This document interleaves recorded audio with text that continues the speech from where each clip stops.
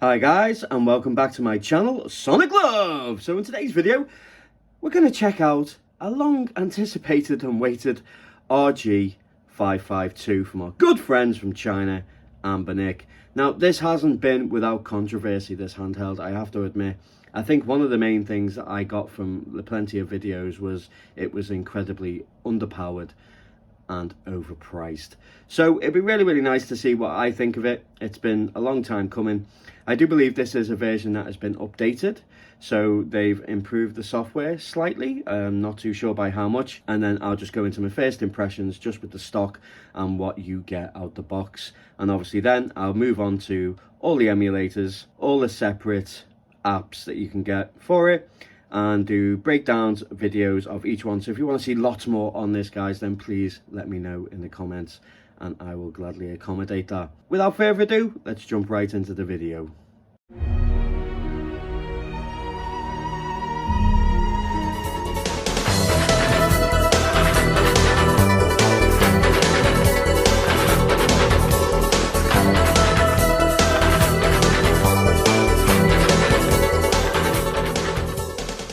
So Anbernic has been renowned for making some really solid and fantastic handhelds, and a lot of people know just through the build quality and just how well it's been treated with the RG range, really, to be honest. I know a lot of people were upset about the chipset because we had an influx of the RK chipset just forever on every single handheld that came out. But one thing which is a definite is the RG351P or the RG351MP. These are considered some of the best handhelds, and I know somebody in the comments said that their Steam Deck is gathering dust and they still use this as their daily driver. It is a well-made, well-balanced, the ergonomics is great. The screen, 3.5, not the best. I prefer a much larger screen. But with Anbernic, even though they do make renowned, amazing products, and, you know, we have come to know their quality and their performance has been well optimized through the Linux-based operating systems like Botacera, Emulation, RetroOS, ArcOS, the list is endless. They're not without their controversy. So there was a lot of controversy over the Anbernic RG300X. Obviously reminiscent of a Game Boy, but the screen choice was poor. I think they could have made it a lot bigger, the screen itself. But in the end, I still really enjoyed it. But as I say, it's questionable. I don't think the build quality was as good as what they normally produce on their handhelds. Another one, which is obviously the lovely two-toned Anbernic RG280M. Now the 280V was fantastic. The M, I don't know why they brought it out.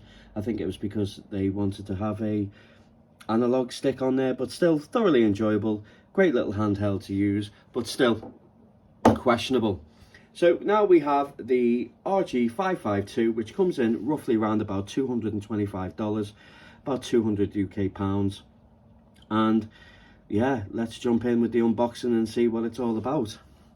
So the packaging is always plain. We will normally have a very decaled of the image of the side of the unit, the top of the unit, and on the back it normally gives you a little bit of a showcase of just what the layout of the unit itself, showcasing what indicates on each, whether it be the joysticks, volume, D-pad, left trigger, right trigger. It even says that it's got a hot air outlet.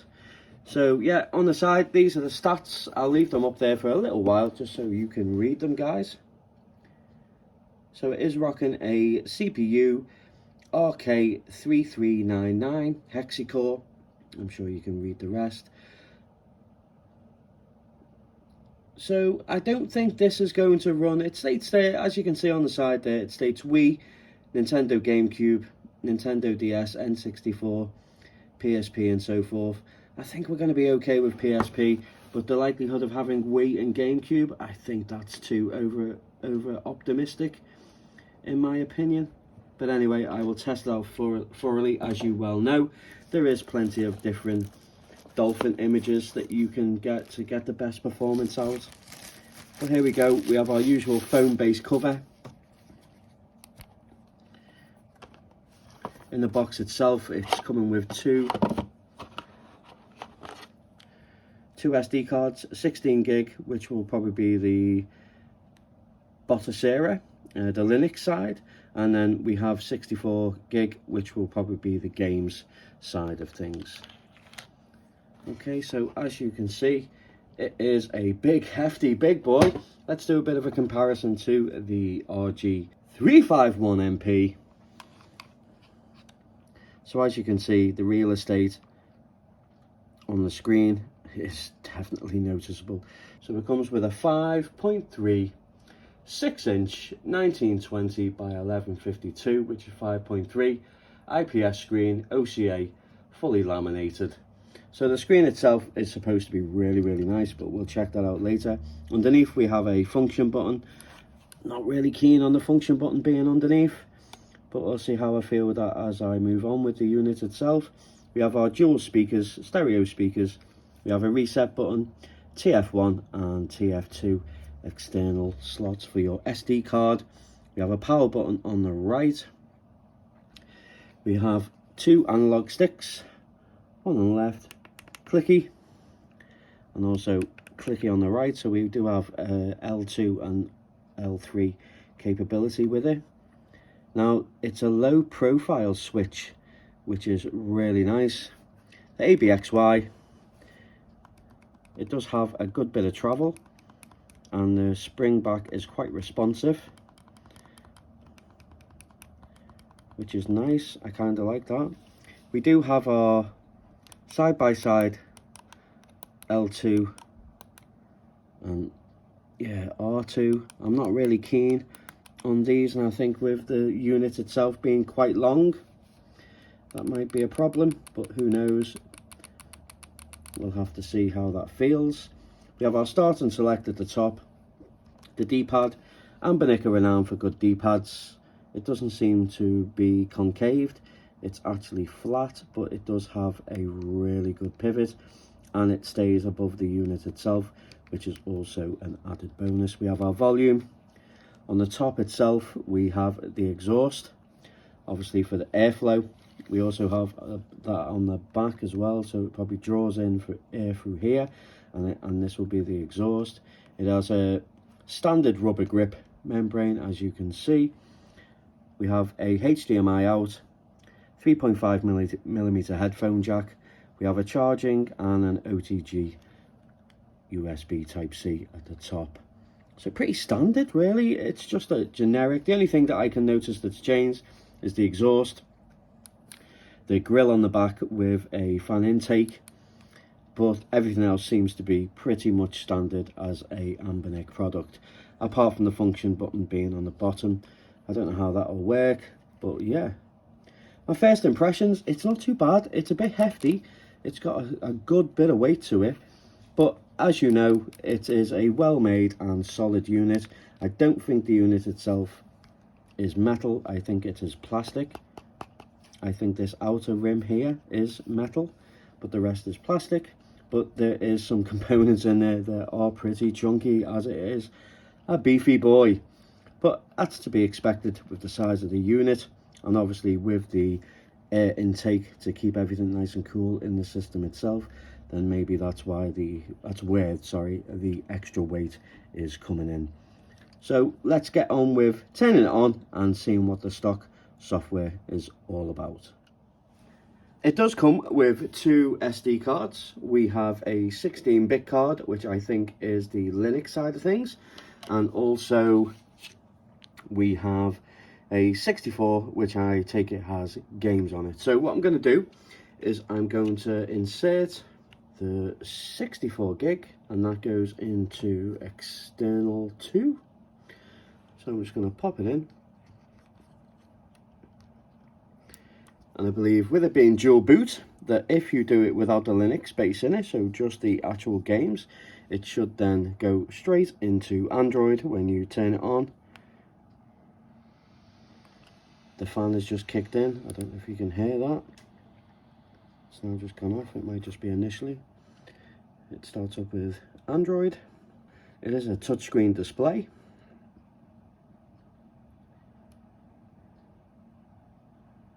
It does take a little while to boot in. There we go. But the screen itself and the viewing angles, wow, it is really vibrant. That's a really nice screen.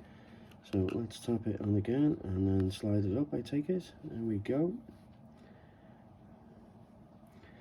But that screen is really nice. I hope that's coming across just how nice that screen is. So with it being Android, you have all the launchers. You've got the ATV launcher there, got loads of apps, which is pretty cool. This version actually does come with the Play Store. Now I do believe that this was something that Anbernic themselves implemented, like in a second batch or something. I don't know why mine took so long, but I'm glad it did, as it has the Play Store. I do believe that it's Android 7.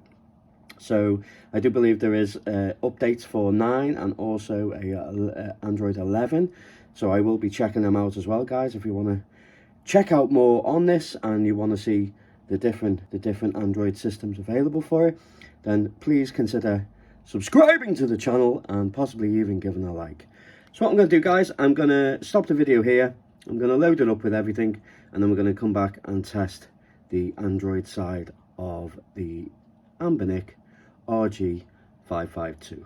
Okay guys, so I'm going to kick things off with some native Android gaming. I know there's a lot of people out there that will be enjoying this as an Android system, not just so much with the emulation side, but also want to see how the performance is, how it performs with the likes of Android based games. So let's jump into some GTA 3. I do have to say, the image quality is really nice on there. It's really sharp, guys.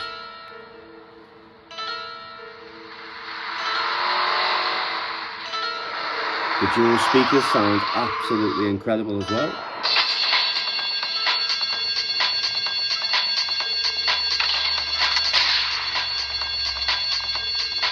Sorry, babe, I'm an ambitious girl.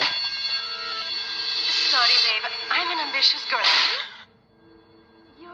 Small time.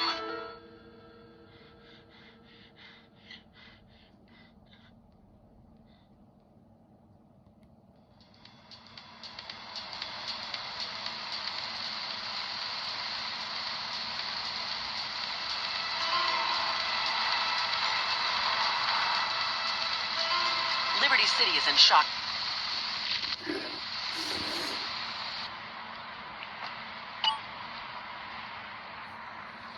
So even though it's touchscreen, it's also mapped as well already, which is really nice.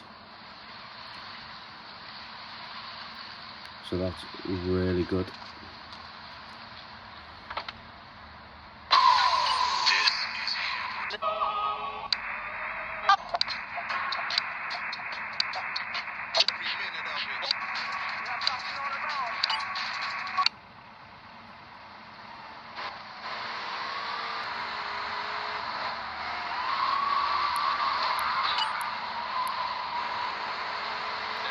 As you can see, you'll have no problem running GTA 3. I don't think you're going to run into any issues with Android-based games.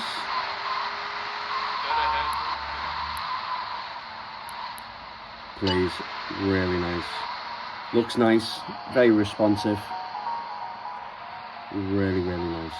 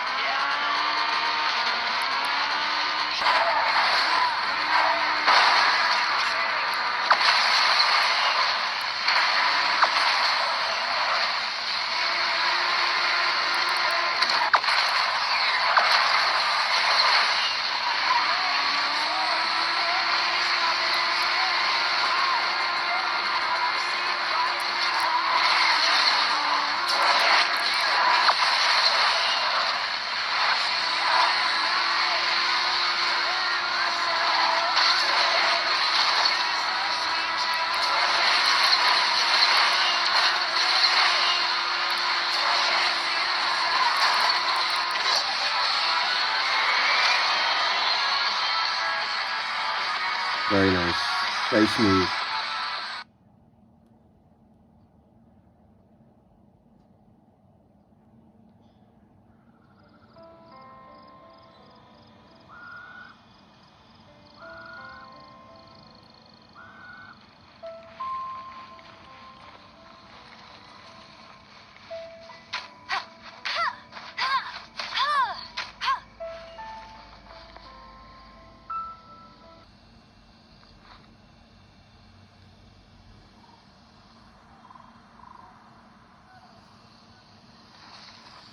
As you can see, map the buttons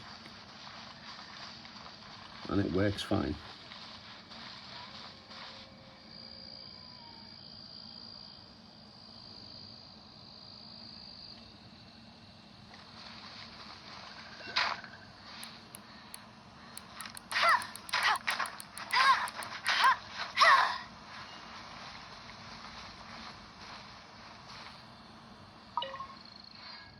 The screen is really sharp, guys, and the image looks absolutely lovely.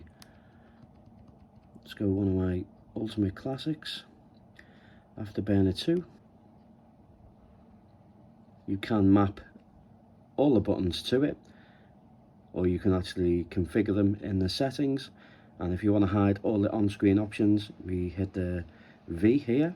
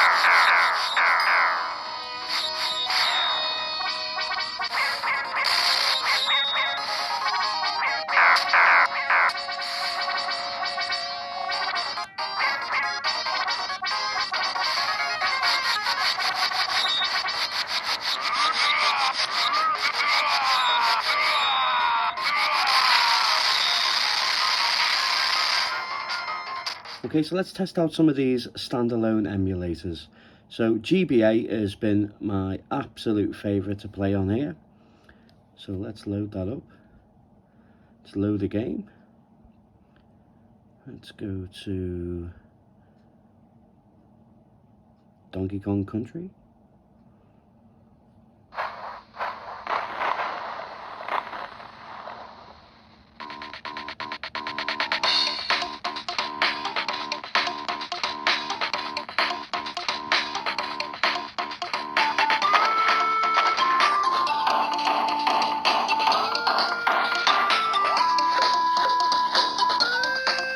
It does look incredible on here, guys. It really, really does.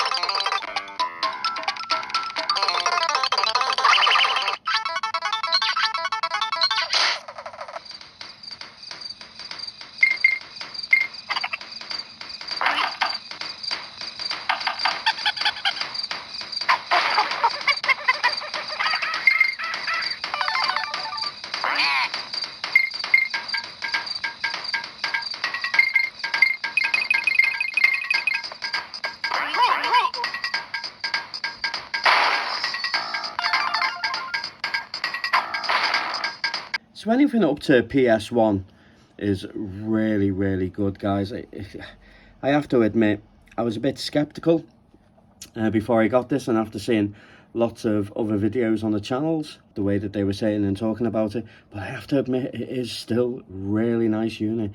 The only thing that I can consider it holding it back, which is the price point. I do think it's incredibly steep. $220 is just way too much. I can't justify that price, but does it mean that it's a bad unit? Not at all. My first impression so far is I really, really like it. I really enjoy it. I haven't tested everything out, but wow, my first impressions is it's a very, very, very nice unit. If the price point drops to around about 150, then I think it would be a bargain, and I'd tell people to snap it up. But until that happens, I think it's just going to be a decision by yourself. So let's continue on and see what other performance is like on, let's say, N64.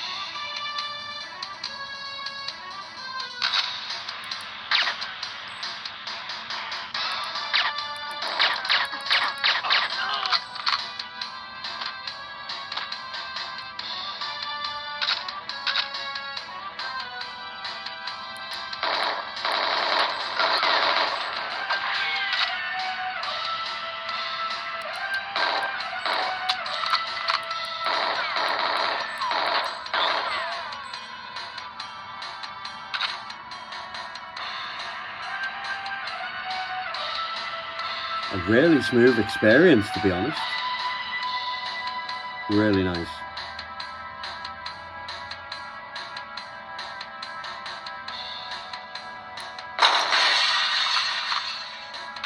And the sound is really good as well on this unit, guys.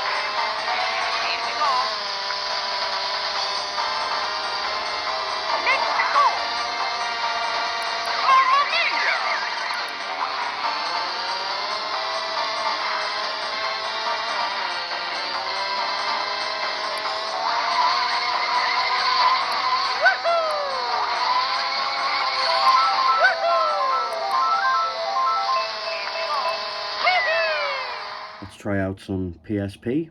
Let's go with some Gran Turismo.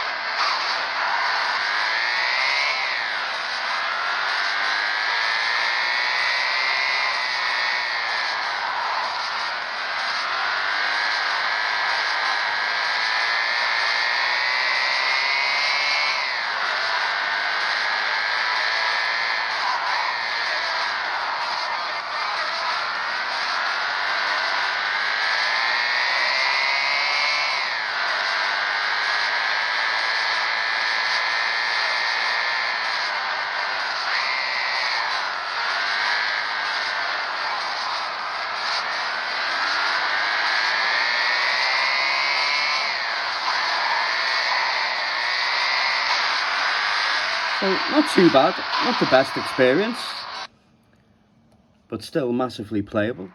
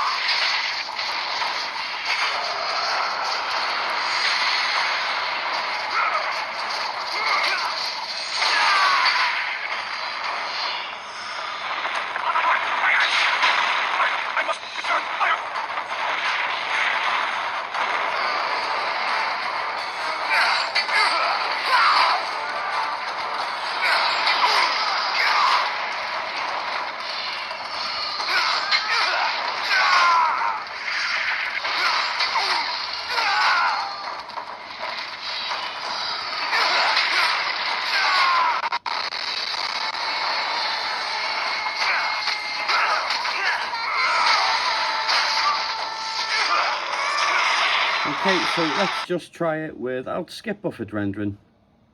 Vulkan back end. 1x resolution. Frame skip of 1.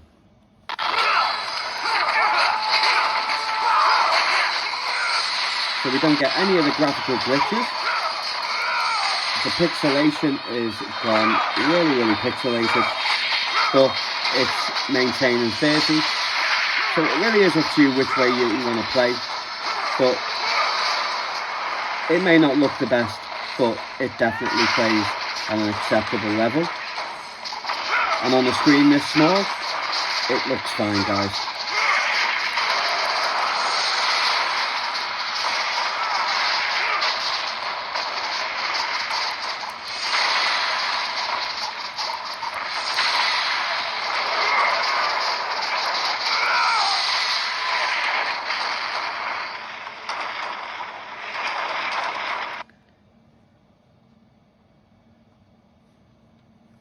Okay, so my first impressions, guys, I'm a bit torn. I think the screen is absolutely beautiful. I think it's one of the best screens that I've seen so far.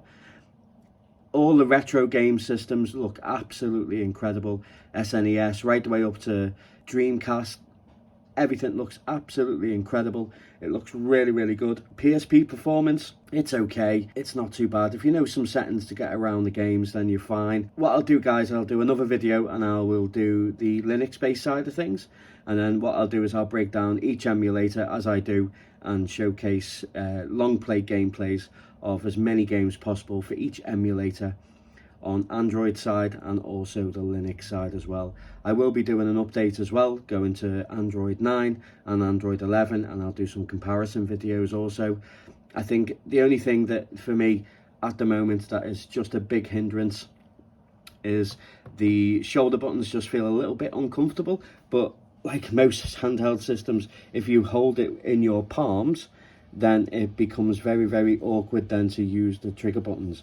But if you hold it in your fingertips with your fingers stretched, then the buttons become a lot more accessible and it becomes a lot more comfortable. So it really is on just how you hold the system itself rather than the ergonomics, because there is no difference between this and the RG551P. There is no difference, just that it has a wider screen. So yeah, it's the way you hold the handheld. It's got nothing to do with the ergonomics of it and the design.